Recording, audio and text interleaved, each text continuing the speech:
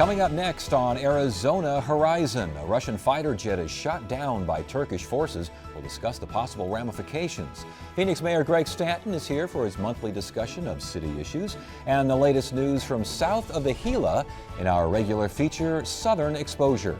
That's next on Arizona Horizon. Arizona Horizon is made possible by contributions from the Friends of Eight, members of your Arizona PBS station. Thank you. Good evening and welcome to Arizona Horizon. I'm Ted Simons. The U.S. Supreme Court will allow Arizona Secretary of State Michelle Reagan to offer oral arguments in a challenge against the makeup of the state's legislative districts. Reagan agrees with the plaintiffs in the case that the state's redistricting commission unconstitutionally favored Democrats by overpopulating some legislative districts and underpopulating others. Those oral arguments will be heard December 8th. And a new poll shows that more than 2/3 of Arizona voters would rather raise taxes than cut school funding. The poll was conducted by ASU's Morrison Institute for Public Policy. Survey also shows that 56% agree with the governor's plan to use more money from the state's land trust to fund education, and that half of respondents agreed that the academic gap between white and Latino students is a top education priority for the state. A Russian jet was shot down today by Turkish forces who claim that the jet violated Turkish airspace, a claim that Russia vehemently denies. Here now is Paul Kinzinger, a clinical professor of business intelligence at the Thunderbird School of Global Management, to help us kind of make sense of all. Thanks for joining us. We appreciate it. My pleasure. Just your thoughts on today's incident. It sounds like a big deal. Is it a big deal? Well, it's a big deal today and maybe for a couple of days. I don't think either side's going to want to make this last as a big deal, though. There's way too much at stake on all sides here. Russia says that it was in Syria airspace. Turkey says that's not the case. Who do you believe? Well, the maps that I have seen show that if this Russian plane crossed Turkish airspace, it was crossed a very small finger of the southernmost tip of Turkey that dips into the northwest corner of Syria. So if that was the actual path, this Russian plane was in Turkish airspace for seconds, potentially. But if it was, it was. And, you know, that's international law at that point. Turkey says it warned the pilots up to 10 times, don't do it. And there are reports that Russian planes have either been violating Turkish airspace or coming very close to it. All valid? Yeah, I wouldn't be surprised by that. The Russians are flying military missions up in this corner of Syria to support the Assad government. And I'm sure that when you take these wide sweeps and turns, so on and so forth, eventually you're going to cross a border, you're going to come on a gray line. These things are going to happen in combat situations. So, and Russia now says there will be serious consequences. Like what? Well, I think, you know, as we've seen with Vladimir Putin in the last couple of years, he likes to rattle the saber and unleash the Russian bear to the social media and the noise machines out there. But, you know, Russia has a lot at stake in this situation here. They have a lot at stake in trade with Turkey. So does Turkey with Russia. I don't think this is going to come to anything more major than some noise, some hand slapping. The Russians may issue a few economic sanctions. They're already keeping tourists out and so on and so forth. They're going to make Turkey pay a bit, but I believe it'll be economic and not military. I keep reading that Turkey and Russia have kind of a symbiotic relationship regarding natural gas, either going to Turkey or going through Turkey. Is that compromised by all this? Well, again, there's a lot at stake right now. You know, Russia's economy has taken a major hit this year because of Western sanctions over the Ukraine and Crimea, 4 to 5% drop in GDP. That's a hit on an economy that was already suffering with lower oil prices around the globe in the last several years. So, does Putin want to cut gas to Turkey in a punishment? Maybe for a week or two he might try something. There might be a slowdown maybe as a way to get at this, but does he want to further damage Russia's economy? I don't know. Do the Turks want to take a chance on damaging their economy by taking some counteraction on these proposed gas lines? I don't think that's a wise idea either. Turkish economy is in not very good shape right now too. Erdogan just won a big election but he can't afford to let this economy just float sideways. You mentioned Turkey. The Russians are now saying, and Putin is now saying, that Turkey is essentially supporting ISIS, not only by downing the fighter jet, but by buying illicit oil. That Turkey's a major buyer of this and thus a major financer of ISIS. Is that a valid point? Well, I suspect that there are Turkish ties into ISIS. Some of the ISIS players, I doubt very much they are government sanctioned. I suspect they are, independent oil traders. As we talked about before, Turkish oil traders have been long involved in the illicit movement of Iranian oil, Iraqi oil, and probably Syrian oil through Turkey to ports where it gets moved on to its end-use buyers. This is a big kind of bizarre business. It's been going on for a long time. So Putin has a bit of a point there, doesn't he? It's a bit of a point, but ISIS gets a lot of support from different places. Just as in the case with Al-Qaeda, to turn off all the spigots of support takes a tremendous coordinated effort by banking centers, by governments, by other key nodes where money passes through and money's transacted. NATO's position in all this, what do we expect to see? Yeah, I think Turkey's a member of NATO and has the ability to call upon NATO whenever there's a violation of Turkish airspace or an attack on Turkey, just as there was on France, so on and so forth. So NATO members can all do this, and there will be a deliberation about this. My guess is that no one in NATO wants to poke the Russian bear any further about this. And so I don't think there'll be much other than some kind of an official statement urging all sides to calm and let's focus on the real bad guys, which are ISIS, and the need to bring about a resolution of this situation in Syria. And the U.S. position, I would imagine, somewhat similar to NATO's? Yeah. Exactly. Okay, so with that in mind, let's get back to the two major players here, Russia and, let's get back to Russia, the major player here. Yeah. Why are they so interested in Syria? They got the base there, I understand that, but they're putting a lot of prestige, a lot of military capital to work here, and this is a very dicey region. Why are they so interested? Well, I think for Americans to understand the Russian situation, you have to go back to the Soviet Union time in the Middle East and in the Third World, as we called it then, emerging markets as we call it today. Soviet Union was very involved in the Third World. It had a string of major allies in the Arab world: Algeria, Iraq, Syria, Egypt, Libya. These were critical partners to the Soviet Union. One by one, they have all fallen by the wayside, and Russia, as the inheritor of Soviet foreign policy, has seen a lot of former Soviet prestige be parked in a side lot like a bunch of bad junk. And the consequence is that Russia, a very proud nationalist population with an even prouder nationalistic president in charge of it, feels as if the West doesn't take it seriously, doesn't treat it as if it's a major player. And this is a way, frankly, for Russia to get back to the roped-off table in the big room. So basically, we were at that table. We had cards in the game. All of a sudden, they're trying to keep us out.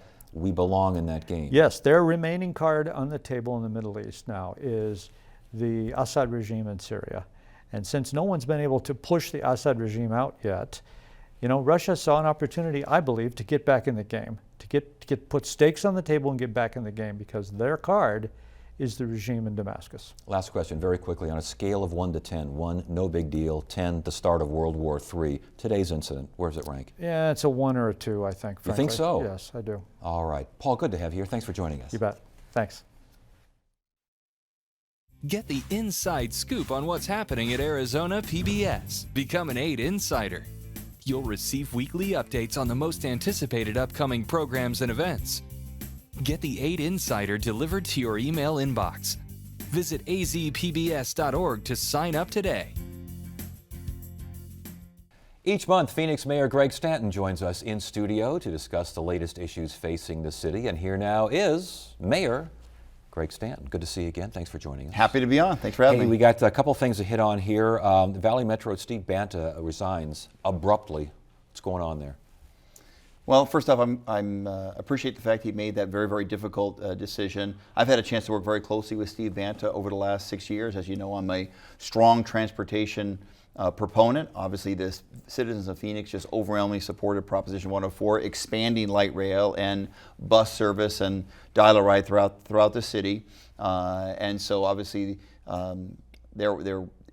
he was confronted with some information. I think he made a very important decision, and that was to resign at this time. I appreciate that decision. I know it was a difficult one, but overall we had a very good working relationship. I think Steve Banta did a good job operating the multimodal system throughout the valley. City of Phoenix worked very closely with Valley Metro Rail. Arizona Republic are reporting that he resigned because big money was spent on taxpayer dime. We're talking everything from expensive hotels, flying first class, booze, the whole 9 yards. With that information out there, he resigns. Should he have resigned? I think under the circumstances, making that choice was the right decision. I know it must have been a very, very difficult decision for him, but I think it is the right decision under the circumstances. Again, the job itself in terms of running this very important public transportation system throughout the valley, the light rail system, much of the bus system throughout the valley. Phoenix runs our own bus system, but we do so in partnership with Valley Metro. I think Steve Banta did do a very good job under the circumstances. I think he made the right choice. He says that he defended the spending was the cost of doing business, and he was reimbursed for actions that, quote, served the best interest of the valley's transit system. You agree with that? Well, look, I don't want to talk about the particulars. I'm not even sure I have all the particularities about what was spent and wasn't spent. I think in general, though, anytime you're a steward of the public trust, a steward of the public purse, you have to operate in as fiscally prudent way as possible. And of course, occasionally you have to travel to important conferences. Occasionally, meeting someone for a lunch or a dinner is part of the job. But I think you have to use good judgment when you do so. Again, I'm not aware of all the particularities, but in light of what's been reported, in light of the very important choice Steve's made, I think he did make the right choice. In light of those reports, how much oversight do the boards have over these types of folks, these types of situations? Well, I think we're going to have to learn from that and make some important changes moving forward. Steve was able to kind of combine the bus service system, which used to be called RPTA, with the Valley Metro Rail, which is the light rail system, into a single system to eliminate a lot of overlap that had occurred. But as a result, he was overseen by two separate boards. And it was sort of an awkward relationship at best. I think one thing we've learned from this system is that you've got to have appropriate checks and balances. To the extent that he was the boss of the organization and people underneath him had to sign off on certain things and may not have the proper oversight, I think that moving forward, the cities that make up the board, the representatives on the board, we should do more direct oversight over some of the spending that goes on there. And the reason is not so that we can look over someone's shoulder, but it's just good checks and balances. We have it at the City of Phoenix. I think most governmental agencies have the right kind of oversight and checks and balances. And to the extent that the Valley Metro system didn't have those in place, we got to make sure moving forward that they are appropriately in place. And finding a right person for the job to replace Steve Banta, obviously, as well. Someone perhaps a little more high profile, a little more out there in the public? Yeah, well, first off, I think that the board should do a national search to try to find someone. We have some very talented people here in the community. But yes, the head of the regional multimodal transportation system should be a very high profile person in this community, certainly as mayor of the largest participant in that system, both on the rail and the bus side. I think it should be a very, very high profile system that can articulate well why public transportation investment is so important for the future of our city and the future of our community. So that could be an improvement along those lines. I think so. I think that having a well-respected, high-profile person will help advance the cause. That'll be a good thing for public transportation here in the Valley of the Sun. Efforts to slow Syrian refugees to Arizona. Now, I know you've come out and you've been, it sounds like you're opposed to what the governor's talking about and what governors in other states are talking about, and a lot of public opinion seems to be, and that is slow down the process, we don't know who these people are necessarily, etc. You don't agree? Well, first off, I think that the refugee resettlement program in the United States of America and here in Phoenix has been a hugely successful program, one we ought to be bragging about, how we have very successfully taken people from war-torn countries, escaping violence, bringing families here to this community, and how we have successfully integrated them into our community. We are the melting pot of the world, and we're the beacon of light, and we should be that moving forward. We've successfully had refugee resettlement programs from Sudan, Somalia, Iraq, obviously Syria as well, from places all over the globe. Here's what I think. I think that any changes to that program shouldn't be driven by politics or politicians. It should be driven by decisions by the intelligence officials and people in the security apparatus, if you will. If they have a particularized concern, we ought to make sure we vet that concern. What I don't want is to take a tragedy, what happened in Paris, and politicize the refugee resettlement program. Security decisions should be made by security professionals, not by politicians who may be trying to react too quickly to a very, very tragic situation. We all want to defeat ISIS. ISIS is a cancer on this earth and has to be defeated. But we want to misplace our desire to defeat ISIS and what they represent and the violence that they represent by changing a very successful refugee resettlement program throughout the United States and here in Phoenix. But many will say that obviously we're among the top states as far as refugees are concerned, but that was then, this is now, that things do change. That is their argument. Do they have a point? Well, they have a point in this regard. We should always be looking to improve all of our governmental programs, including the refugee resettlement program. And if we have particularized information and our intelligence officials and security officials do believe that it should be changed, we should do so. What we don't want to do is have it be done in a hyper-political way. Let professionals do their job, and that's who I'm going to defer any judgment on. In the meantime, I want to make sure that people understand that Phoenix is a very welcoming community to immigrants. It's a very welcoming community for a refugee. There's a reason why that Phoenix is considered an excellent model for the refugee resettlement program. I love the fact that the faith community here locally has reached out their arms and welcomed refugees from around the world. We couldn't be considered the top community or one of the top communities if the faith community, the army of compassion, if you will, haven't done such a good job. We have great nonprofits like the International Rescue Committee that do such a wonderful job. I don't want to lose that reputation. It's important to our city. But last point on this, you do understand the concerns of those who say tighten it up, take a pause in the whole proceeding? Do you understand? I think we should, absolutely, of course, and we should always be looking to improve any program that either federal program, state, or city program. But again, we don't want to change a program because of a quick political reaction to a tragic situation in France. Let's let security professionals give that advice. And obviously, as a leader of a major American city, I will follow that. But I want to overreact in a political way. We have a great refugee resettlement program. We should brag about that. It's one of the great things about our city that we are so welcoming to people from around the globe that are escaping war and strife, and we want to be a beacon of light, if you will. All right, Mayor, we got to stop it right there, get you going. Thank you so much for joining us. We appreciate it. Happy Thanksgiving to you. Thank you.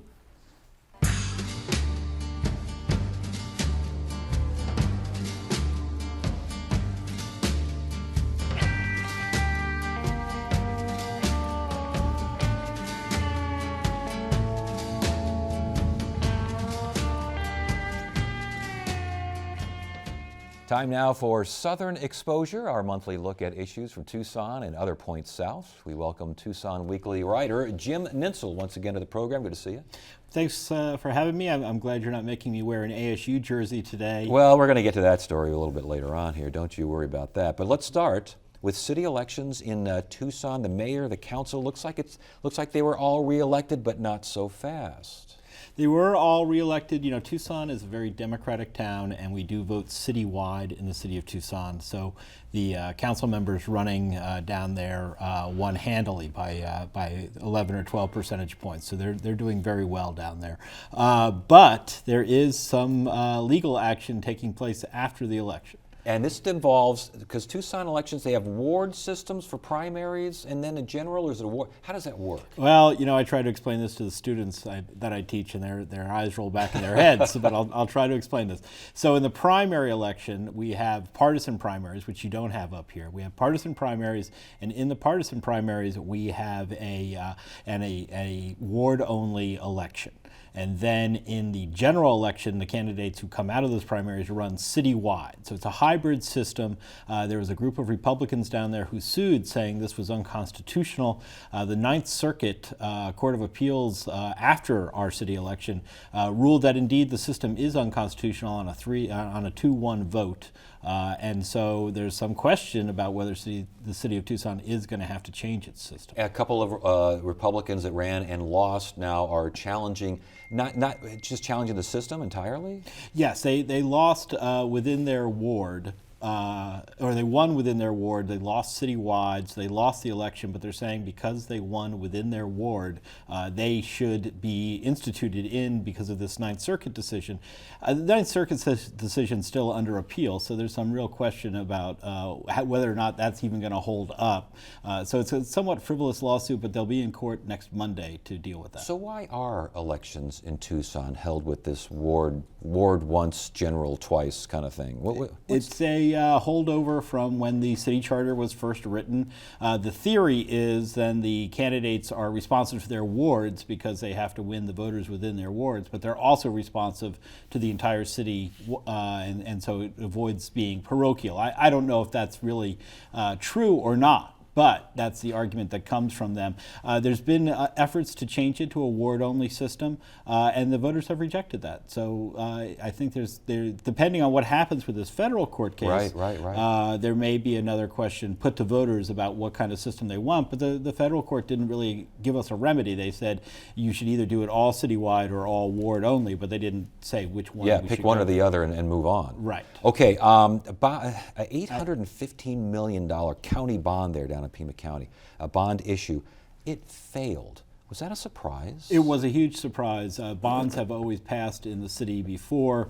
There was very little organized opposition to it. There was a lot of people supporting it all the way from the Chamber of Commerce to the environmental community because there's a little bit of something in it for everyone to love. There was road work, there was parks work, there was helping out nonprofits with various arts facilities and things of that nature.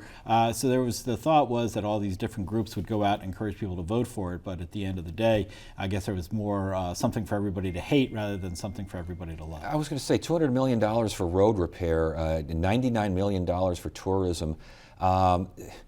Were people just saying, I don't want to pay extra money? Is the economy bad enough in Tucson to where that was a factor? I think it was a combination of things. I think number one, there is anti-government, anti-tax sentiment out there that's pretty heavy right now. Another was that it was such a large package. We'd never gone for $815 million before. And then again, I think a lot of people looked at it and said, well, you could pick it apart and say, well, that project seems frivolous to me, so I'm going to reject the whole thing.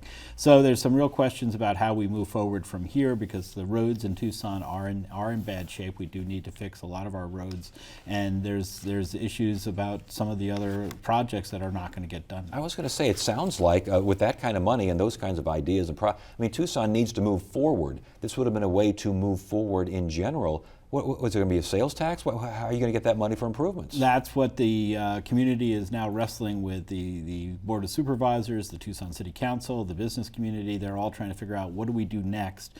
There's a bunch of different ideas from going to a smaller scaled down bond package in a few years or maybe even next year to the idea of we don't have a countywide sales tax as you have up here in Maricopa County. So the idea is maybe do a sales tax and use that for some property tax relief and then some road construction work and hope the voters buy something like that. And I think we'll see how that develops over the next couple of months as people wrestle with how to move forward. I had heard that some of the road money was going to go to something called the Sonoran Corridor. What is that, and was that a factor in this bond issue failing? Well, it's tough to say. This is something the business community is heavily behind. The idea is we're going to build a kind of a bypass that connects down there in the southern part of our county Academy, I-19 and I-10.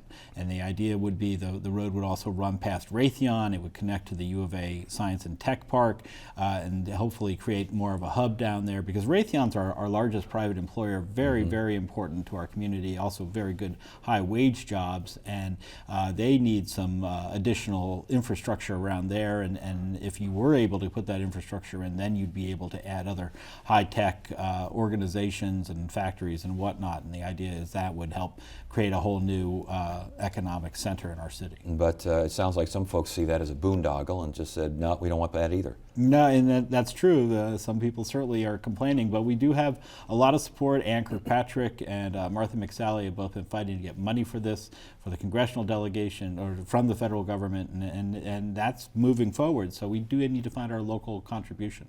Well, the big story, of course, is the Territorial Cup was lost by the University of Arizona. I would say that ASU won it, but I'm just going to go ahead and say that U of A lost it. It was a tough game. Yeah. We're looking forward to basketball season. I'm sure you are. Rich Rodriguez, though, I mean, Tucson, as we mentioned before, it's a big college town. U of A sports down there are huge. Obviously, basketball's number one. But Rich, a lot of talk. Rich Rodriguez is on the way out as far as U of A football. There are a lot of rumors. Rich Rodriguez is keeping his tight-lipped about his plans, but we certainly hope that he's going to stick around, because he put together a pretty good ball team, but we had a lot of injuries this year. You certainly did. Well, we thank you for coming up. We do appreciate it. Always a pleasure. Thanks for joining us. And that is it for now. I'm Ted Simons. Thank you so much for joining us. You have a great evening.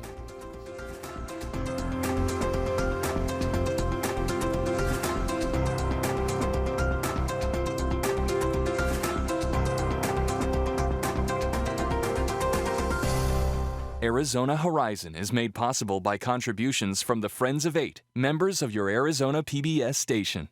Thank you.